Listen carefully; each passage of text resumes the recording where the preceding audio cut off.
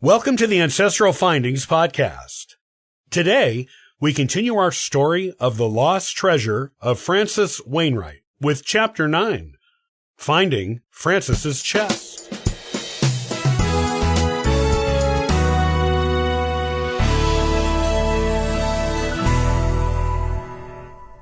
In his chest? Adam asked, confused. Like his actual chest? The prospect of grave robbing did not sit well with James, who just muttered, No way, not doing it, forget it, while shaking his head. That would have been really hard to accomplish in the 1600s, Grace pointed out. Since men's shirts didn't typically have front pockets then, someone in the family would have had to put the treasure underneath his clothing, in a way other mourners wouldn't notice. Or they would have had to open him up, put it inside him and sew him back up, all of which would have been incredibly illegal to the Puritans. They could have executed anyone in the family who participated in desecrating a corpse. Too risky, which makes it highly unlikely. We're probably talking more about a metaphor here. Besides, Emily said, if it were as easy as digging up Francis's body, surely someone in the know would have done it in the generations of his children or grandchildren. Physicians sometimes raided graveyards for bodies to experiment on back then, so it wouldn't have been too hard for them to get away with it. New Englanders were a superstitious bunch until around the American Revolution. Just look at the Salem witch trials. Even if we could get permission from the city of Ipswich to dig there, which is highly unlikely, even with all this evidence and generations' worth of work, it's entirely probable we would find the treasure has already been found and removed centuries ago. Depending on how into family history and relics the treasure seekers were, Francis himself might not even be there anymore. Ooh, gross, Christine said, grimacing. Don't say that, Emily. It's just creepy. Okay, let's assume the treasure is not, in fact, in Francis's literal chest.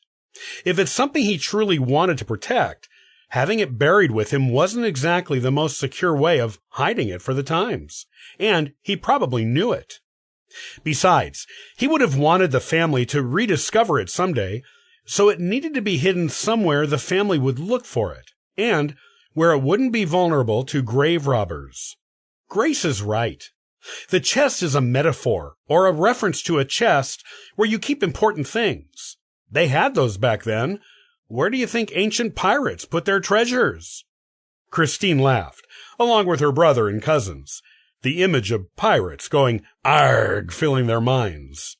Well, James said eventually, where would the family be most likely to look? Francis wouldn't have been able to know what his family would look like beyond his children and the grandchildren who were already born at the time he died. Grace suggested, thinking, her chin resting on her hand. And Philippa died before him by a good few decades. The treasure was something that was important to her and to their relationship with each other. I think the horseshoe makes that clear.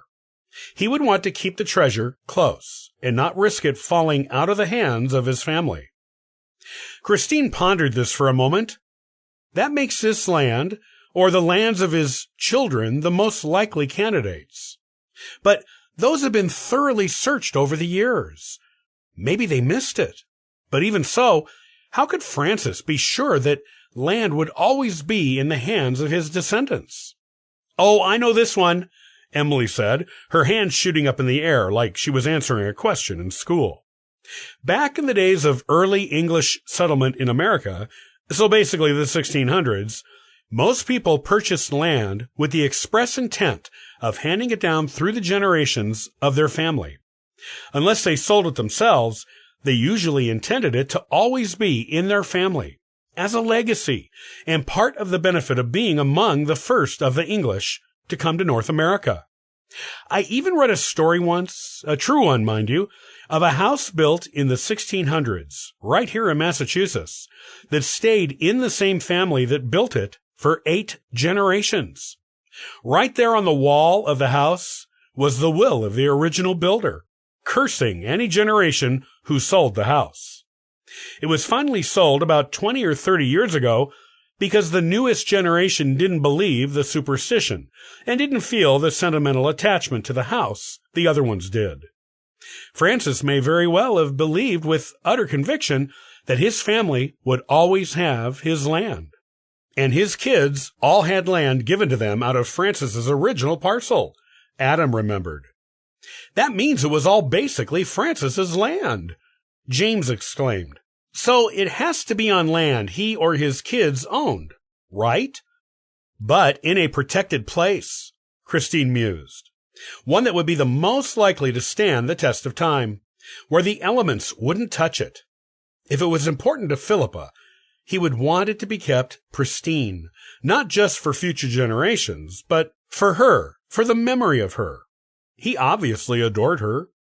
I think they were soulmates, the romantic Emily said, a dreamy look on her face. Possible, Grace agreed. Even though Francis remarried after she died, the fact he saved something so important to Philippa indicates she was his true love. I'm inclined to agree with it being on family property. But as Christine pointed out, it's already been combed over by a dozen generations before us, and more than once by most of them. What could we find that they didn't? Grace, always the analytical one, already knew the answer. We need schematics of his house. If the treasure was that important to him, and more importantly to Philippa, he wouldn't have put it outside. Even the most waterproof container available in the 1600s would be vulnerable to the elements, even underground or in a tree. He wouldn't have left it with one of his children either. He would want it in his own house, and it would pass down to whatever child inherited that house. But the house was torn down in the 1700s, James said. If it was in the house, wouldn't it be gone now? Not necessarily, Grace said, shaking her head. It could be in the cellar, in or under the foundation of the house, or in a hidden part of the house that might have survived to be used in newer construction, or kept as a relic by a descendant or a museum. And the remnants of the cellar and foundation are still there. We need either plans for the house, a drawing of it, along with the interior, or a contemporary description of it. That may lead us to the treasure, or, at least, our next clue.